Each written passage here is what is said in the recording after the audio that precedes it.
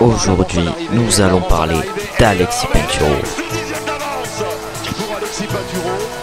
un des plus grands champions français. Nous parlerons de lui dans une série avant les Jeux de Pékin 2022, où nous parlerons d'autres candidats à la médaille pour l'équipe de France.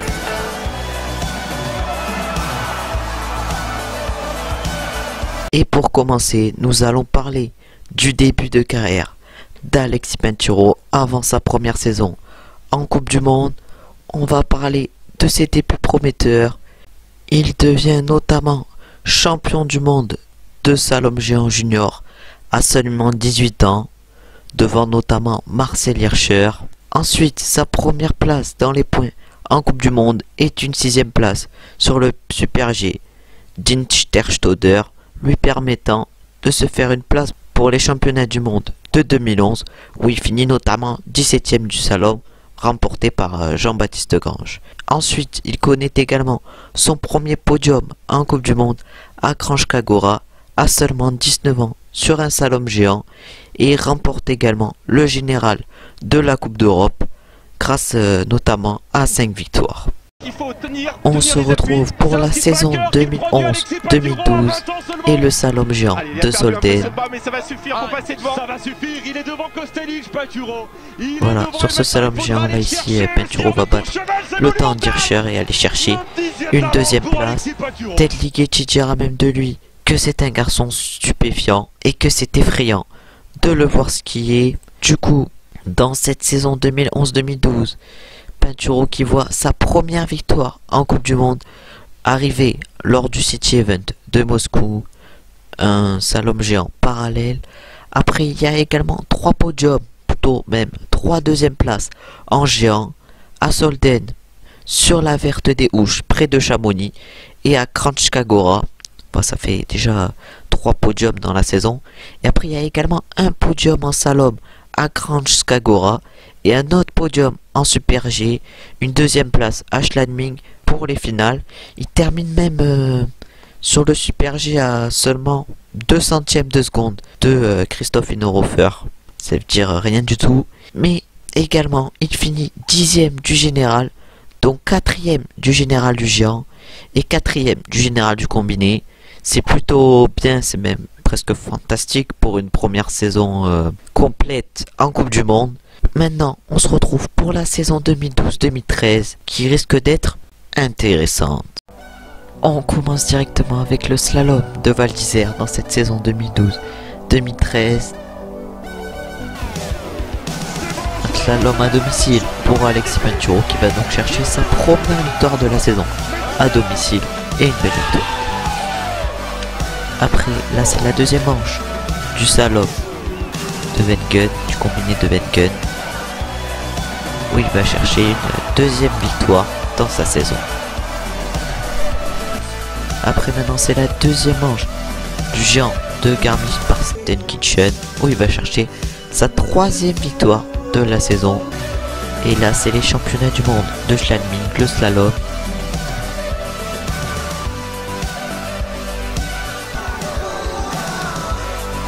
Il fait une belle seconde manche et va chercher une 6e position. Du coup, dans cette saison, Alexis Pinturo, c'est 3 victoires en Coupe du Monde, une en slalom à Val d'Isère, une en combiné à Wengen et une en slalom géant à Garmisch. Du coup, ça fait 6 podiums, dont 3 victoires. C'est dans le top 6 de toutes ses courses individuelles aux mondiaux, mais sans médaille.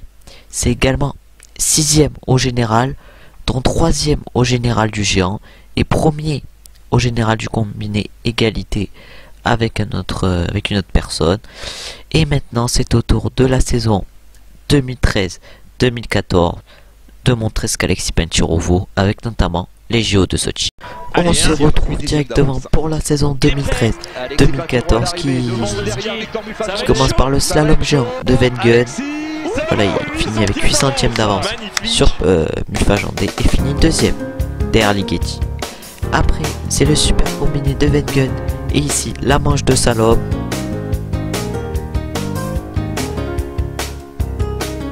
Où il finit avec le premier temps sur cette manche de slalom Mais là, il y a la manche de descente. Il part donc avec 1 seconde d'avance sur Ted Ligeti. Et il arrive de cette manche de descente avec 22 centièmes de retard sur Ligeti. Il finit donc deuxième. Après là, c'est le slalom de Wengen. Il finit à 88 centièmes de Hirscher sur la première manche. Et la deuxième manche, du coup, il fait une très bonne deuxième manche et remporte ce slalom de Wengen. Et maintenant, c'est la deuxième manche du géant des JO de Sochi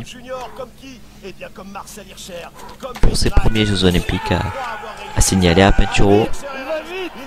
Et sur ces Jeux Olympiques, il finit deuxième là derrière Missilier et va donc chercher une médaille de bronze. Du coup, Alexis Pinturo, sa saison 2013-2014, c'est 3 victoires dont une en slalom, une en combiné et une en super G. C'est 7 podiums dont 3 victoires, 3e au général avec plus de 1000 points, c'est la première fois qu'il réalise ça dans sa carrière, et 3e au général du géant également. C'est également une médaille de bronze au JO de Sochi sur le géant. Ça fait clairement une bonne saison pour Pinturo, 3 victoires, une médaille de bronze au JO, c'est clairement bien. On se retrouve maintenant pour la saison 2014-2015 d'Alexis Pinturo. On commence cette saison 2014-2015 avec le slalom géant des championnats du monde. Et la deuxième manche. Et ce géant qui là il finit derrière Ligeti, mais il finit avec la médaille de bronze. C'était la seule vidéo que j'avais sur cette saison d'Alexis Pinturo. Une saison 2014-2015 conclue avec 2 victoires dont une en combiné et une en géant. 6 podiums dont 2 victoires. Là un podium qu'on vient de voir là sur les championnats du monde. Une 3e place au général avec encore plus de 1000 points comme la saison d'avant. Et une 2e place au général du géant. Après c'est également une médaille de bronze aux mondiaux de Beaver Creek sur le géant qu'on vient voir là, même si la vidéo n'était pas de très bonne qualité. C'est pas grave, on se retrouve maintenant pour la saison 2015-2016 d'Alexis Pinturo, en espérant qu'elle soit mieux que la 2014-2015. On se retrouve directement pour la saison 2015-2016 avec le combiné de Chamonix. Pour signer le premier temps au slalom, il remporte ce combiné, c'est sa première victoire de la saison. Après là c'est la deuxième manche du slalom géant d'Interstoder, le premier d'Interstoder puisqu'il y en aura 2. Slalom géant, voilà que Pinturo va remporter et c'est ainsi sa 3e victoire de la saison. La deuxième on l'a pas vu. Et là c'est maintenant le deuxième slalom géant de Interstoder, deuxième course, jour d'après la première. Et ce deuxième slalom géant qui va aussi être remporté par Alexis Pinturo, sa 4e victoire de la saison. Maintenant c'est au tour du slalom géant de Kranjska-Gora, la deuxième manche. Ce slalom géant qui va magnifiquement remporter et aller chercher sa 5e victoire de la saison. Du coup sur la saison 2015-2016, sur cette saison 2015-2016, Pinturo qui remporte 6 victoires dont 2 en combiné et 4 en géant. Donc 6 victoires, pardon. Les 6 victoires dont les 2 en combiné, 4 en géant. Celle qu'on n'a pas vue en géant, c'était au Japon, devant Mathieu Fèvre. Après les 8 podiums, dont 6 victoires, c'est bien aussi. Après il finit également 3e du général avec 1200 points. 1200 points, c'est assez énorme. Tu peux, je pense, presque gagner le général avec 1200 points. Faut vous dire que 100 points c'est une victoire. Mais il finit également 2e au général du géant. Et il remporte le globe de cristal du combiné. Et est-ce que la saison de la 2016-2017 sera meilleure? On se retrouve directement pour la saison 2016-2017. On commence directement la saison 2016-2017 avec le géant de Solden. Un géant remporté par Alexis Pinturo, c'est sa première victoire de la saison. Maintenant c'est le géant de Val d'Isère à domicile. Pinturo qui a réalisé le meilleur temps de la première manche et qui remporte ce slalom géant avec 33 centièmes d'avance sur Hirscher. C'est sa 2e victoire de la saison. Après sur la descente il finit 3e sur la descente du combiné de Madonna di Campiglio. Et sur le slalom c'est le plus rapide et il s'impose. C'est donc sa 3e victoire de la saison. Après maintenant c'est au tour du géant, d'Adel Boden. Voilà un géant qui le voit terminer premier à la première manche et premier pour 4 centièmes d'avance. C'est donc sa 4e victoire de la saison. C'est carrément magnifique. Du coup, la saison 2016-2017 pour Alexis Pinturo, c'est 4 victoires, une en combiné, voilà, Madonna di Campiglio, voilà, et 3 victoires en géant, celle qu'on a vue là. C'est également 5 podiums, un podium à Val d'Isère, mais pas sur la face de Bellegarde, sur une autre descente. C'est également une 4e place au général et une 3e place au général du géant. C'était mondiaux raté pour lui, malgré un titre par équipe. Et c'est un globe de cristal en combiné. Ça veut dire que c'est pas une aussi belle saison que la saison 2015-2016, mais ça reste quand même une très bonne saison. On se retrouve maintenant pour la saison 2017-2018 avec un point d'orgue, les JO de Pyeongchang. Voilà, on se retrouve pour la saison 2017-2018 avec le géant de Val d'Isère. Voilà, le géant de Val d'Isère qui est remporté par Alexis Pinturo, c'est sa première victoire de la saison. Et maintenant c'est au tour du slalom du combiné de Bormio. Le combiné de Bormio remporté par Alexis Pinturo, c'est donc sa 2e victoire de la saison. Et maintenant on se retrouve directement pour les JO de Pyeongchang et le slalom du combiné pour Alexis Pinturo. Voilà, une grosse qui reprend 3 dixièmes et finit à seulement 23 centièmes de Hirscher, ce qui lui fait gagner une médaille d'argent sur ce combiné. Et après il y a le géant des JO. Il part avec beaucoup d'avance sur Christophersen et il va chercher une médaille de bronze. Du coup, Alexis Pinturo sur cette saison 2017-2018, c'est 2 victoires, une en combiné à Bormio et une en géant à Val d'Isère. C'est également 4 podiums sur ces 2 victoires. Il finit 6e au général, un peu en dessous, ça veut dire que d'habitude. 3e au général du géant, c'est dans ses standards. Après, il remporte pas le général du combiné, malheureusement. Mais il arrive à aller chercher 2 médailles aux Jeux Olympiques, ça c'est très bien. Avec une médaille d'argent sur le combiné et une médaille de bronze sur le géant. On se retrouve maintenant pour la saison 2018-2019 d'Alexis Pinturo. On se retrouve directement pour la saison 2018-2019 et le slalom de Zagreb. Pinturo qui retourne sa forme en slalom avec une 2e place et son premier podium en slalom depuis 5 ans. Maintenant c'est la descente du combiné des championnats du monde. Les championnats du monde, il est souvent passé à match. Restez bien compact, Alexis, c'est bien. Allez, Alexis Pinturo à l'arrivée. Pinturo qui va arriver avec du retard sur le premier provisoire.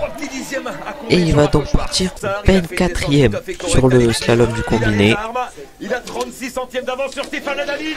C'est parti pour Alexis. Voilà. Un slalom qui va maîtriser. Et là il va finir devant Adaline avec 24 centièmes. Adaline qui finira médaille d'argent. Pinturo médaille d'or. Après, là c'est la 2e manche du géant. Un géant, il a signé le premier temps dans la première manche. Est-ce qu'il va pouvoir aller chercher une 2e médaille d'or? Là il a du retard sur Christophersen.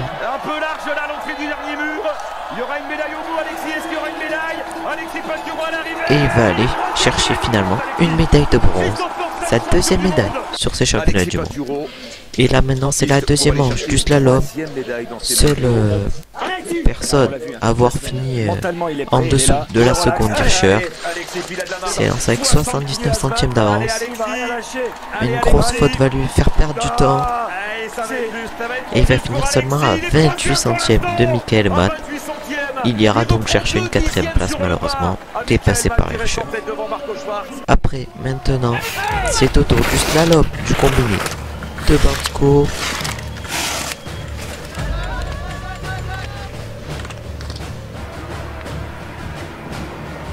Voilà, le combiné va être plutôt rapide.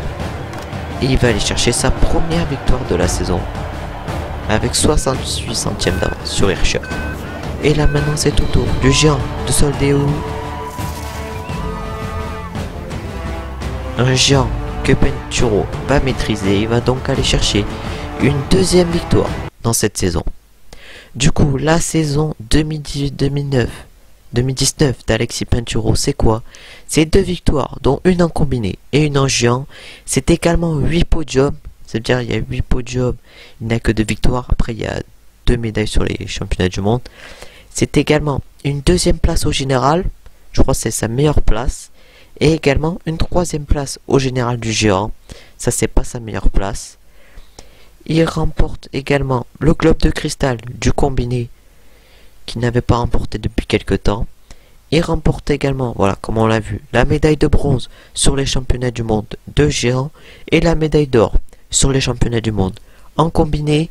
En combiné, c'est clairement sa spécialité phare. Il gagne tout en combiné. Maintenant, on va voir pour la saison 2019-2020 ce que Pinturo va réussir à faire. On se retrouve directement pour la saison 2019-2020 avec le slalom de Val d'Isère.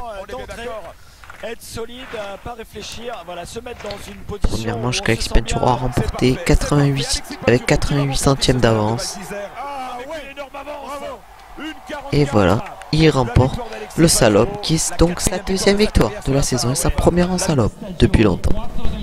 Et maintenant c'est le combiné de Bormio. Là on voit qu'il est à 94 centièmes. Il part donc à 97e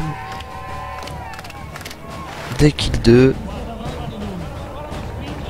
Et le combiné de Bormio qui remporte en finissant largement devant kill 2 avec le premier temps de la manche de slalom.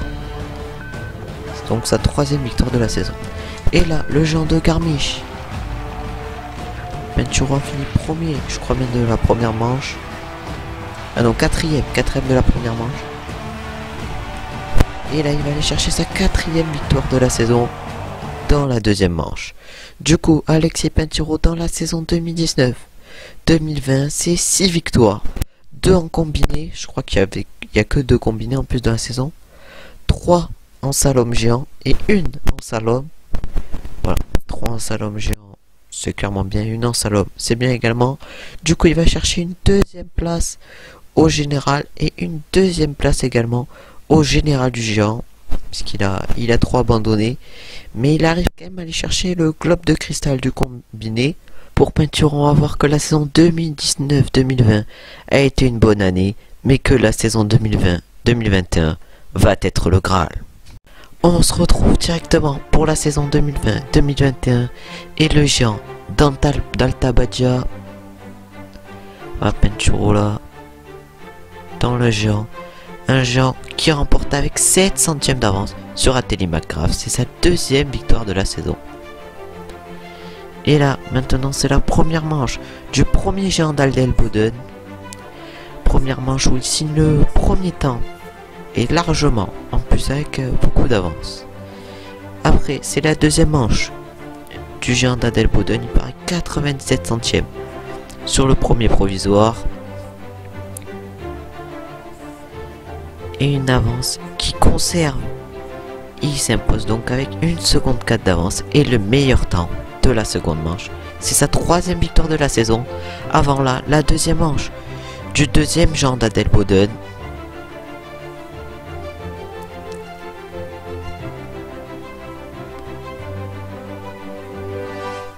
Il était 2e là, mais il va faire une 2e manche ultrasonique et aller chercher sa 4e victoire de la saison. Et après maintenant c'est au tour du Super G des championnats du monde où Alexis Pinturo là est 2e provisoire et va aller chercher une nouvelle médaille, une médaille de bronze. Maintenant le slalom du combiné, Pinturo archi favori sur ces championnats du monde du combiné, mais malheureusement pour lui il gagne que la médaille d'argent et non la médaille d'or remportée par Marco Schwartz. Maintenant, c'est la 2e manche du géant de Lenzerheide. Il finit premier de la première manche.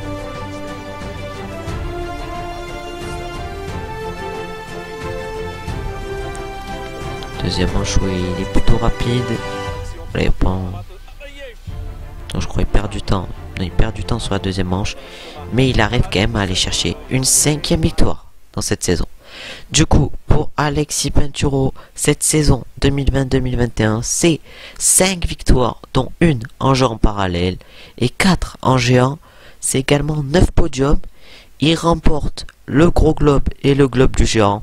Une première, déjà le gros globe c'est clairement le Graal, c'est clairement ce qu'il visait, c'est le Graal pour lui. Après c'est également une médaille de bronze sur le Super G. On va dire que c'est pas sa catégorie phare, parce que sur le slalom géant, il finit premier de la première manche, mais c'est Mathieu Feuf qui va gagner parce que lui tombe, du coup il doit abandonner. Mais c'est également une médaille d'argent sur le combiné où un Marco Schwartz très rapide le bat. Du coup, on peut dire que la saison 2020-2021, c'est pas la meilleure en termes de victoires, mais en termes de globe, c'est clairement la meilleure. On se retrouve directement pour parler de la saison 2021-2022, du début de saison avant les JO de Pékin. On se retrouve directement pour le début de saison 2021-2022 avec le géant de Val d'Isère. Là c'est le début de saison actuel. Voilà, un géant que Pinturo va assez bien gérer.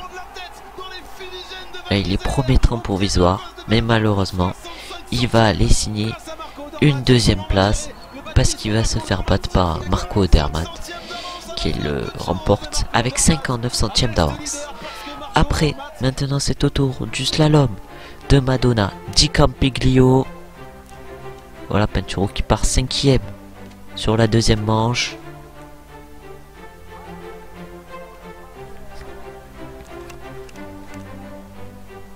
Un slalom qui va maîtriser, il va donc aller chercher Alex Vinatzer et une deuxième place sur ce slalom géant. Du coup, Alexis Pinturo avant les JO de 2021-2022. Dans ce début de saison, c'est 0 victoire, 2 podiums et 3 top 6. Dans les 3 top 6, on compte pas les 2 podiums. Du coup, il a 5 top 6. Du coup, au général, avec ses 5 top 6, il est 6e. Au général du géant, du coup, il est 4e. Au général du Super G, il est 13e. Et au général du slalom, il est 9e.